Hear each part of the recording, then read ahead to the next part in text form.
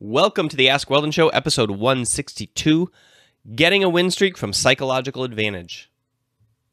Yep, we're going to handle that question. Do good lobbies win games because of a psychological advantage? And how one of our viewers gets win streaks from using that to crush his opponents. The other questions on the show today, we're going to have an abridged show of just 3 questions. Sometimes seeing other people with triggered emotions triggers me. How can I avoid or overcome this? Coming in from Twitter. And then finally, what do you need to learn to be able to coach? Today is going to be an awesome show, but a slightly shorter show, so expect around 15 minutes. That's what I'm going to aim for. Updates from yesterday. We have some LCS results that are popping off. It's not as many upsets as yesterday, but I'm still going to review a VOD after this game. If you want to catch that live, make sure to go to twitch.tv/mindgamesweldon, where you can catch not only this show live, but also the other content that I put out. And of course, it will be here on the YouTube channel as well, although not with mastered audio like my podcasts are. Apologies for that if the mic gets a little loud or soft during that show. I cannot pay to master, an hour VOD review of audio. Otherwise, yeah, I'm going to need more questions for tomorrow's show. I just wrapped up the last 2 audio questions, so I would like you guys to call in the questions you have. Remember, this is a show about sport psychology and sport performance, and also performance in life. Sports psychology lives in this wonderful place in betwixt worlds where it is used not only by sportsmen, but also by businessmen and businesswomen and sportswomen also. And the reason is because the principles that apply to high performance in sport apply to high performance in life. You can use them in relationships and in business, and you can use them in your pursuits of your crafts of any style, whether that be music, speaking, studying, or what have you. And that is why I get questions from kind of all over the field. My specialty, of course, is esport, because I've been coaching professional esport athletes for a number of years. And I coach in League of Legends, which we'll get to that later in the final question of the show. Other updates, Kobe Bryant just won an Oscar, apparently. I've been told by my chat before the show in the pregame lobby, I would say, in the pre-show lobby when we were chatting it up. I'm so excited by this. Kobe Bryant is one of the people that not only do I idolize, but I use a lot of his quotes and life lessons, just from looking at his life, not necessarily his quotes even, in my teaching, because they're great examples of the development process that elite sport puts people through. And I say puts people through because what I mean is elite sport is a winnowing fire that hones you as a person. And it's really nice to see somebody kind of survive that fire and get the proper honing and become kind of who they're meant to be as the sport progresses, and make the right choices about becoming a leader, and then becoming a holistic athlete, and still maintaining a mantra and a desire and a drive to be the best, and then going out and just straight up winning an Oscar. Amazing. What a goat. All right, let's jump into the show, you guys. First question from John here. Whoops, let's get rid of that overlay there. Hey Weldon, I have a question about hype and how it helps you to perform better. So sometimes you get these lobbies where your teammates are super cool people, super chilled, and you are sympathizing with them instantly. And it happens often that you get into a lot of jokes in the game, and when the actual game starts,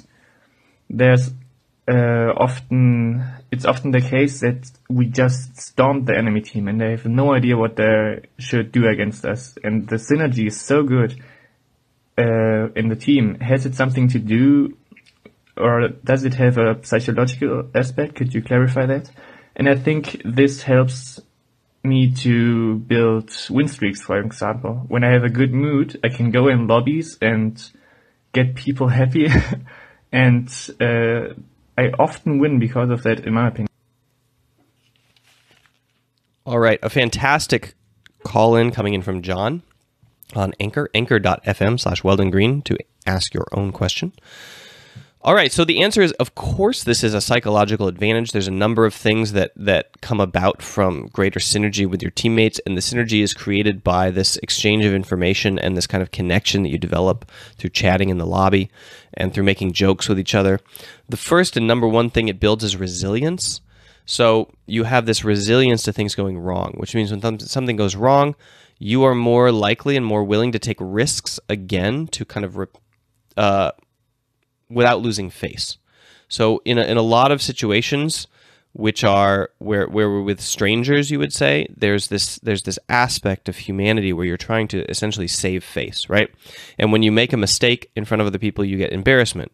You have this like projection of who you are, and it's determined by what people see of you, right? And you want to like improve that projection or the status of that image. But when you have this other relationship with people that is based on, jokes and joy and fun, it matters less what your champion does once or twice. So obviously if you make 50 mistakes in a row and they start reacting badly, you're going to be back in the same situation you're in. But you can be much more resilient through those 1 or 2 or 3 errors, and everybody can still believe in the process, in the process of victory. Or just the fact that joy is a conducive emotion to high performance. So there's this, now moving on from the resilience aspect, there's the performance emotion aspect, and that is, if you read the book Emotions in Sport by Yuri Hanin, it's a research book, so it's not like a thing that you would necessarily pick up and enjoy reading,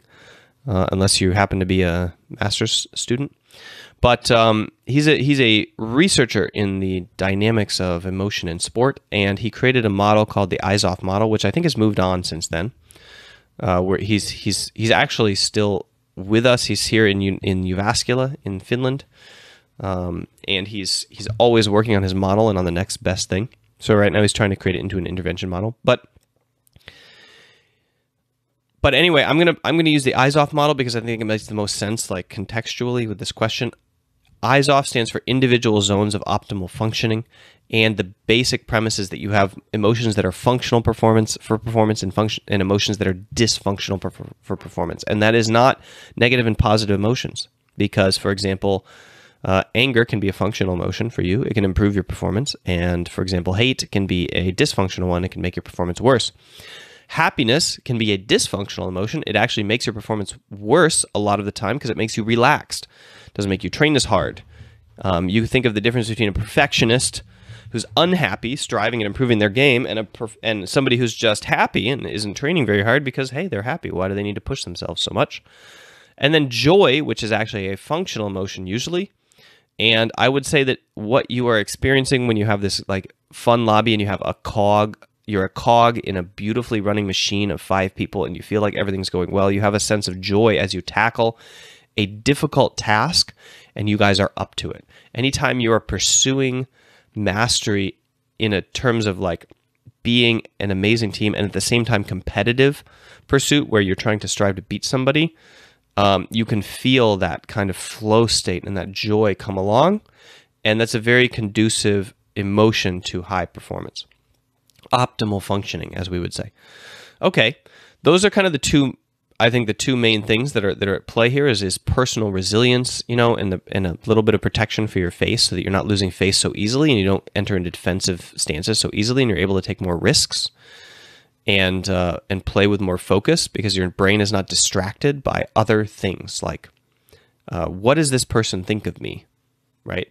When you enter into a trade and 30% of your attention is on what does this look like to the other person, will it go badly, and what does this person think of me? And instead, 100% of your brain is focused on the actual play in order to fulfill your duty and obligation to the teammate that you like, right? That's a different stance from 30% of your brain being worried about, are they going to like me after this? They already like you, and now you know and you want to fulfill that obligation. Then you're going to play better. That's just straight up, you have more concentration. If you think of concentration as like a pie, and 70% with 30% distraction is less than 100% of focus, right? You have this pie graph in your head. You don't actually have a pie graph in your head, but I want you to think of it in terms of a pie graph in your head for this analogy. Okay, that's the answer. I'm so excited that you found the secret to building amazing teams in solo queue. You're going to lose some games, but hopefully, if you can get to the pursuit of mastery over the pursuit of competitive victory, you can still have the joy in the loss and have fun while doing it. Not all the members of your team are going to do that, but you could get like 3/5 on board. All right, thanks for the question. Let's jump into question number 2.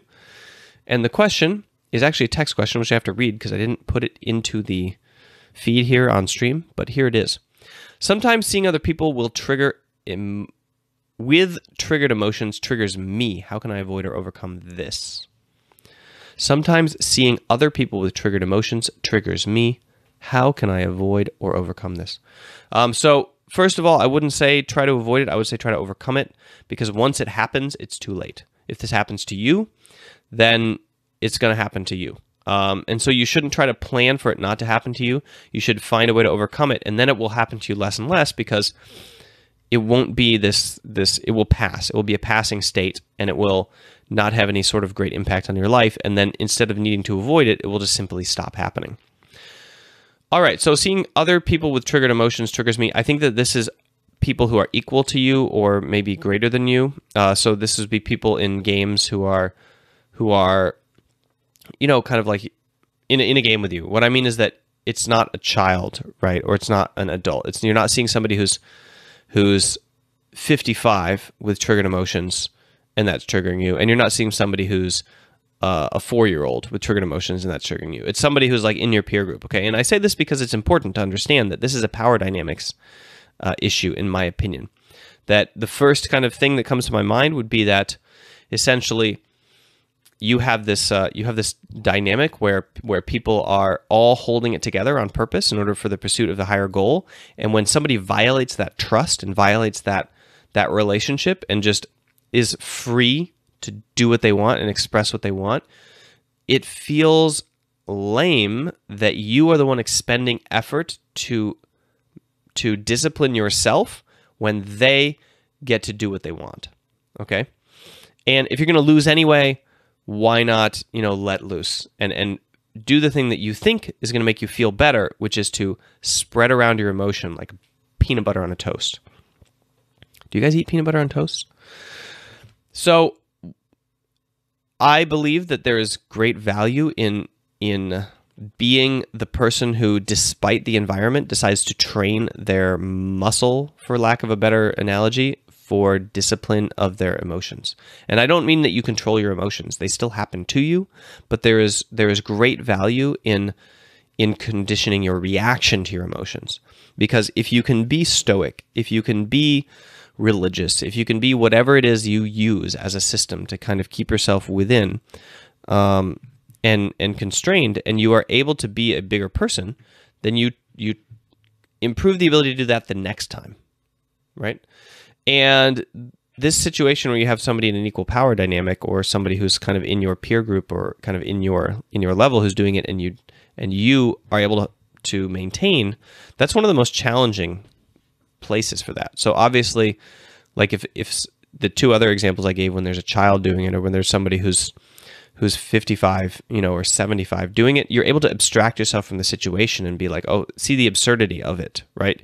You're able to see that they might have emotions that are kind of like overpowering them. But when it's right there and it feels like an affront to you that they are losing their control, that is when you want to feel justified to do the same. So instead, just don't. Don't worry about feeling that way. You're always going to feel that way. Worry more about I would even say use pride to overcome it at first. Like just say, I'm a better person than that. Look at me. I'm going to not snap and go off the handle like that. That would be like a really good first step to finding the motivation to do that. Once you have the motivation to do that, then you need to work on compassion, right? Then you need to work on figuring out why and how you can be compassionate towards the person who's losing it. And that doesn't necessarily always mean compassion like giving into them, right? It can be compassionate to help somebody set limits, or to back out of a situation, or to show them that there are real world consequences for their actions. So those also can be acts of compassion if done from the right perspective and for the right reasons. Okay, thanks for the question. Let's jump into the last one for the show. This is another audio question, and you'll recognize the voice. It is from John, the same person who asked the first question.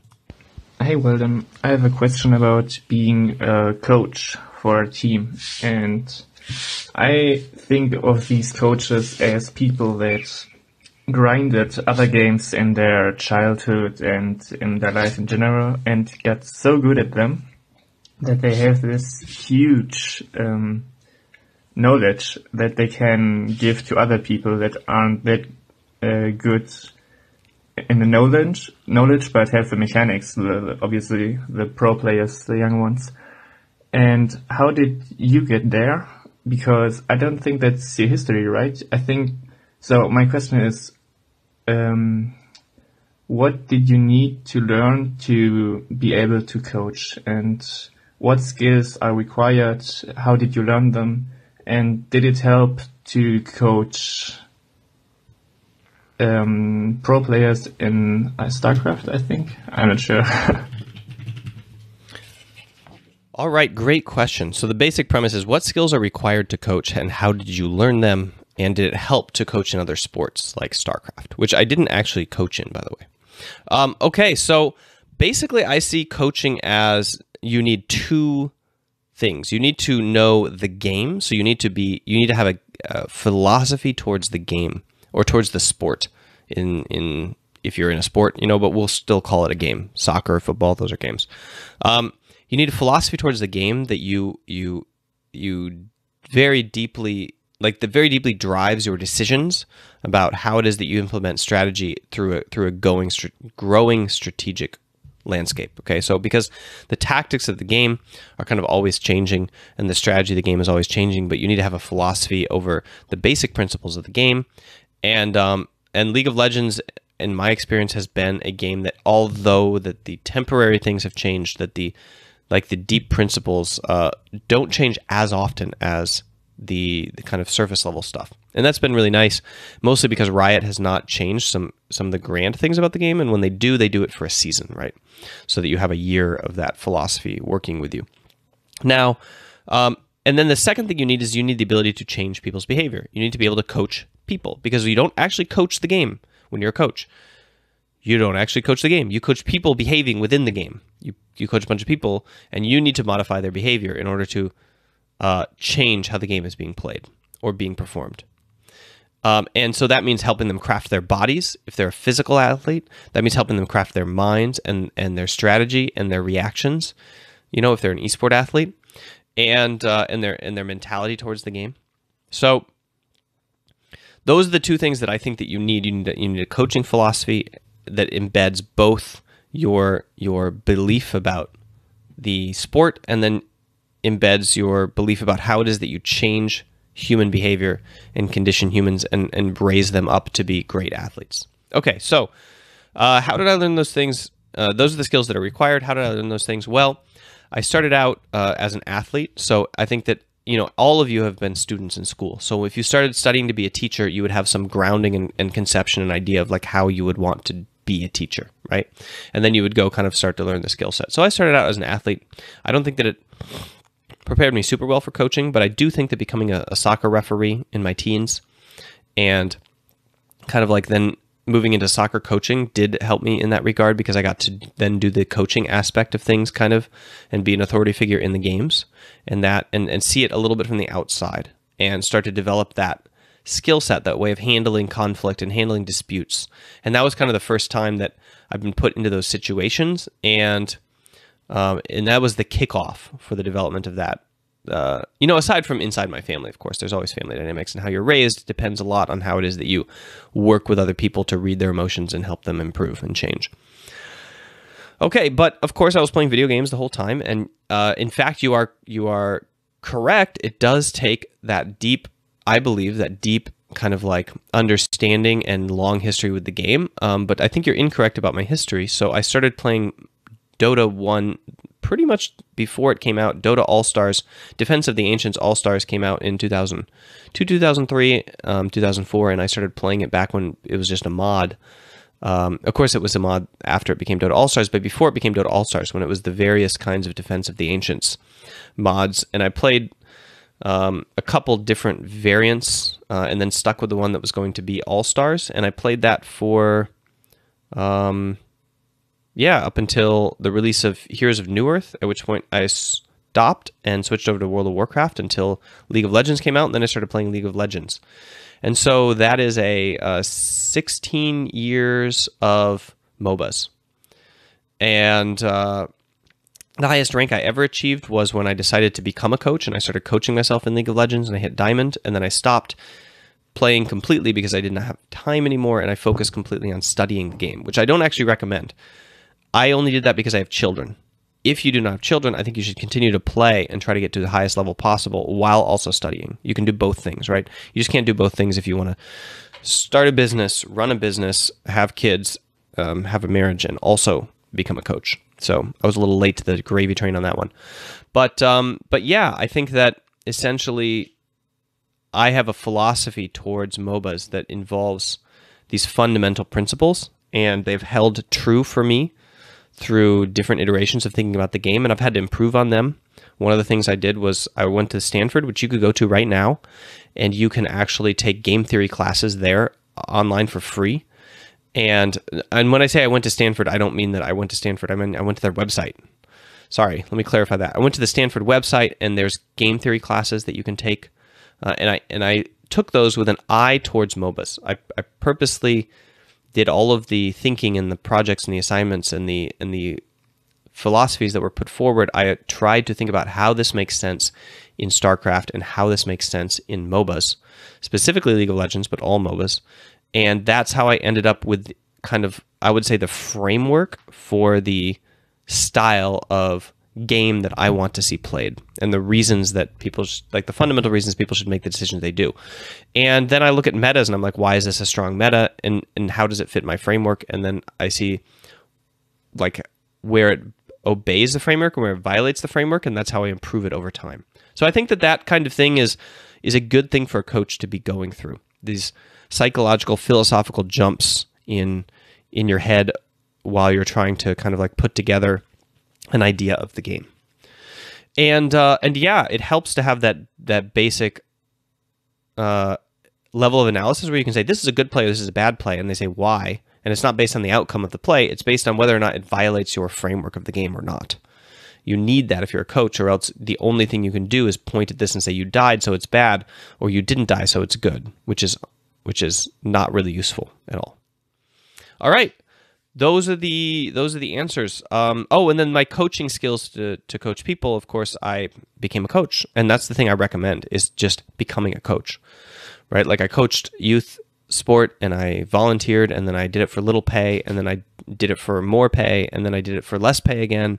But anyway, I was always coaching and coaching and coaching. And then I went and I studied sports psychology in order to become a better coach, in order to learn how it is that like people are motivated and what motivation is and those things. So that I think you don't need to study.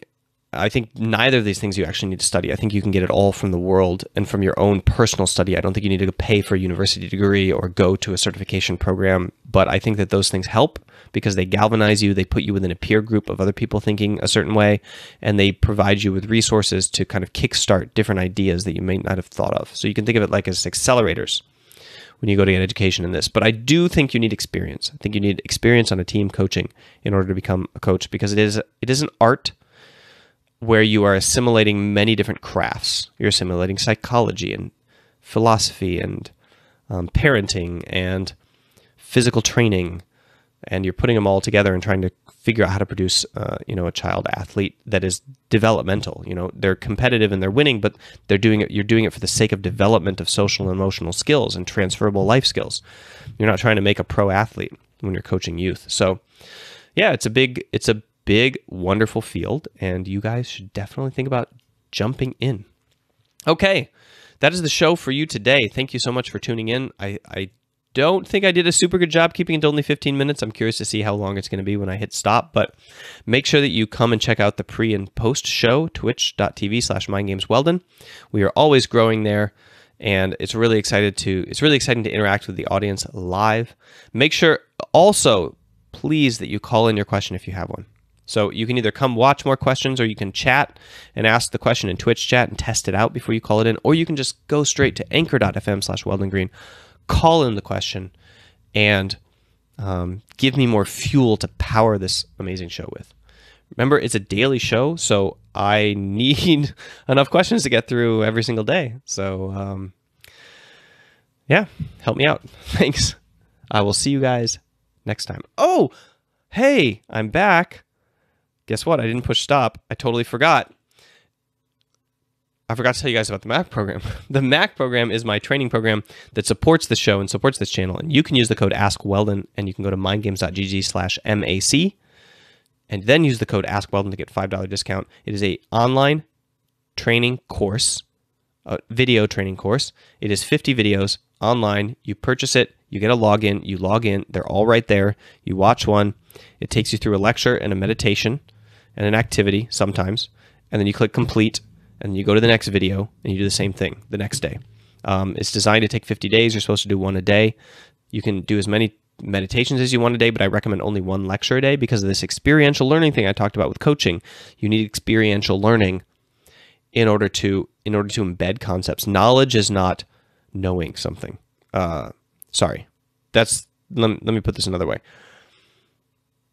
You can study somebody who has, for example, great faith. Let's say like you go and you read the Bible and you see Abraham, the story of Abraham. And you're like, oh, he had faith in God, and so he went to kill his kid. And you're like, the faith must be this, you know. You can have knowledge of something, but you don't know what it is unless you experience.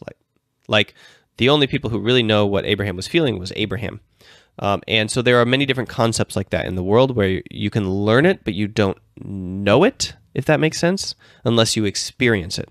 And so experiential learning is a term because you can learn concepts like leadership, and you're like, okay, this is how you do leadership and this is how you do a speech, but you don't know how to do it unless you have practiced and honed it into your body, okay, if that makes sense.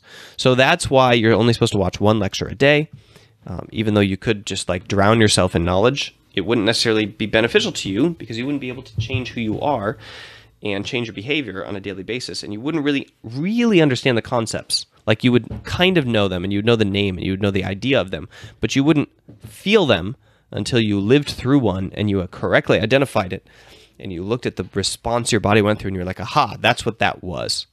And that takes analysis and reflection of your experiences in life.